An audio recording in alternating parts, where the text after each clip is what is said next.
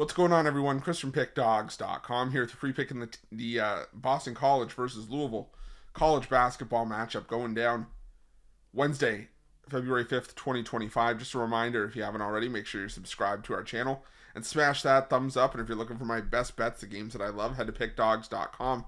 Click the Premium Picks tab at the top of the page. Great time to jump on something long-term or even just daily pass because we have loaded action all this week.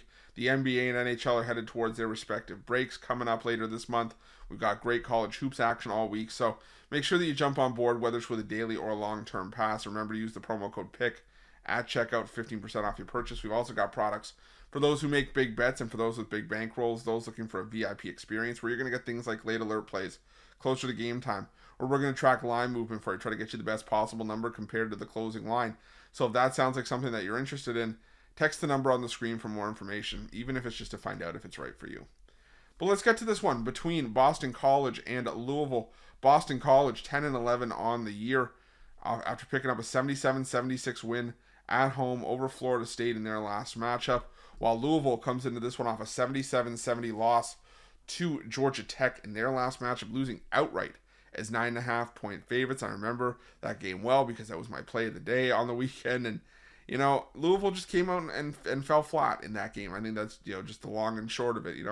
They gave up 50 points in the second half. They were outscored 50-32. They led by double digits at the half, and Georgia Tech just stormed back and took care of business. And that was what was alarming to me, is that Georgia Tech did that with a 6-man rotation. They ran 6 players in that game, and Georgia Tech was able to get themselves back in the game and eventually pull off the outright upset.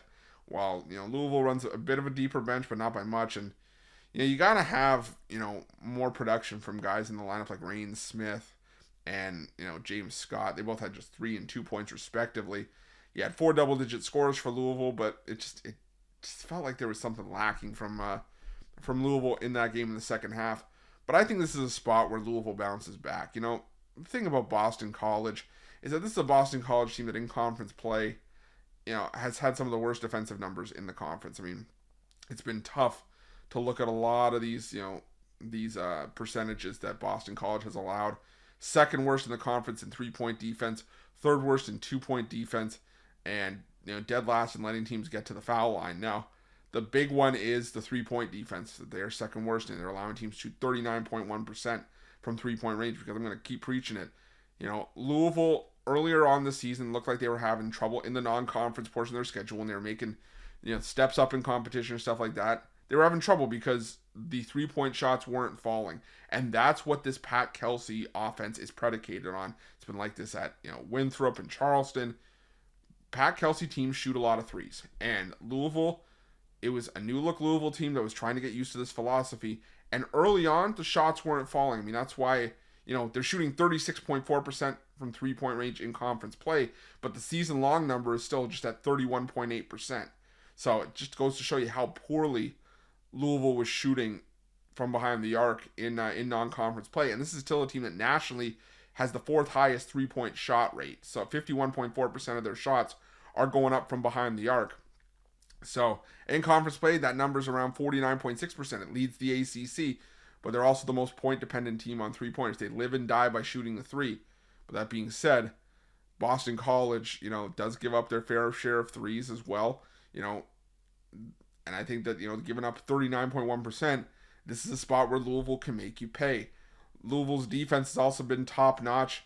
And this is a Boston College team that, like Louisville, lives and dies by the 3. They need to get to the free throw line, and they need to hit their threes. The thing is, Louisville's defense in ACC play, top 5, allowing teams to shoot just under 33%. They're good at not allowing free throws, which is another area where Boston College needs to get to survive. And you look at Boston College at home in conference play. We have the win over Florida State, but against comparable competition compared to what they're up against here, when they played 2 of the other top 3 teams in the ACC, in Duke and SMU, 2 teams that are 11-0 and 8-3 in conference play. Boston College lost at home to Duke by 25 and lost to SMU at home by 26. I'm not saying Louisville wins by 25 or 26, but I think they could win by enough to cover this margin on the road. I'm going to lay the points with Louisville here, and that's going to be my free pick. But just a reminder, if you haven't already, make sure you're subscribed to our channel and smash that thumbs up. And if you're looking for my best bets, you can find those at Pickdawgz Premium. While you're at Pickdawgz, check out our betting tools. They're 100% free. They're the best betting tools in the business, and tools that you want to make sure that you have in your back pocket when you're making your best bets for the day's action. Thanks for watching. See you guys soon.